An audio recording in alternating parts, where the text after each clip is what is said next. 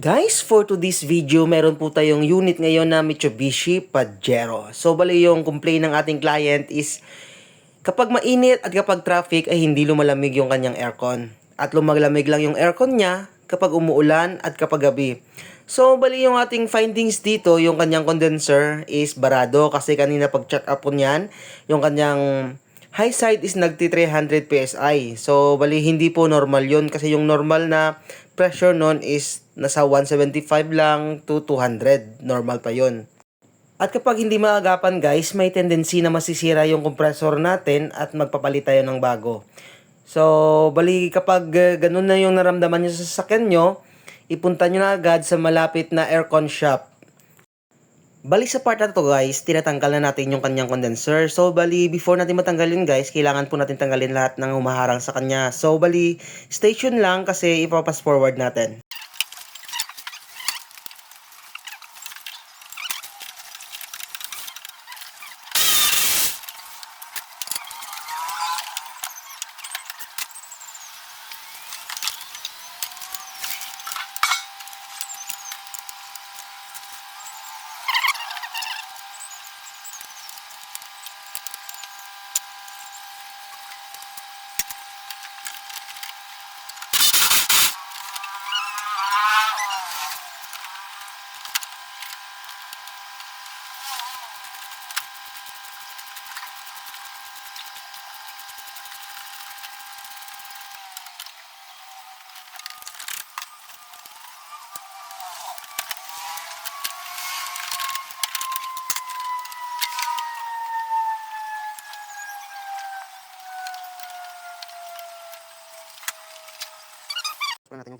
Bali natanggal na natin yung condenser natin guys. So pag check up natin guys, bali barado talaga yung condenser at saka na-confirm natin na siya yung cause kung bakit hindi lumalamig yung aircon natin tuwing tanghali at kapag traffic yung panahon. So bali nagpalit tayo ng bagong condenser dyan kasi yung problema, wala po tayong kukunan ng bago at original na condenser niya. So bali naghanap lang ako ng pwedeng ikabit dyan na condenser. So bali ang aking nahanap dyan at nakita na pwedeng ikabit dyan 12x23 na condenser. Bali nilagyan lang natin ng bracket yan sa gilid tsaka ilalim. So okay na yan. Tapos nag-convert lang tayo ng mga fittings niya. Tapos nagpalit din tayo ng kanyang condenser.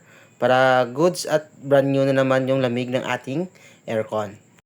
Take note lang guys, na hindi lang sa Pajero nangyayari yung mga ganitong sitwasyon na yung condenser barado. Halos lahat ng sasakyan pwedeng makaranas nito. Kaya dapat, kapag nagpapalinis kayo ng inyong evaporator, ipapacheck nyo talaga sa technician nyo or sa mga aircon shop kung okay pa yung inyong condenser. Para iwas sira ng compressor natin at para iwas gastos din guys. Pagkatapos natin ikabit lahat guys ng mga tinanggal natin, so okay na yon, tsaka nakargahan na natin ng freon. So makikita nyo na normal na yung lahat, makikita nyo na 125 lang yan yung ating high pressure. Bali kakakarga lang natin yan, malalaman na natin yan kapag full charge na. At nung na full charge na guys, makikita natin na 200, wala nga 200 yung ating high side, tsaka yung ating low side ay medyo mababa lang, mga 45 PSI lang yun guys. So, bali makikita natin dito na yung tube dito sa labas na nagmo-moist na. Ibig sabihin lang nun, goods na yung aircon sa loob natin at okay na yung kanyang lamig. At pagkatapos nyan guys, pinacheck natin sa ating client kung okay na ba yung lamig sa loob at okay naman sa kanya at satisfied siya guys. So, another satisfied client na naman guys.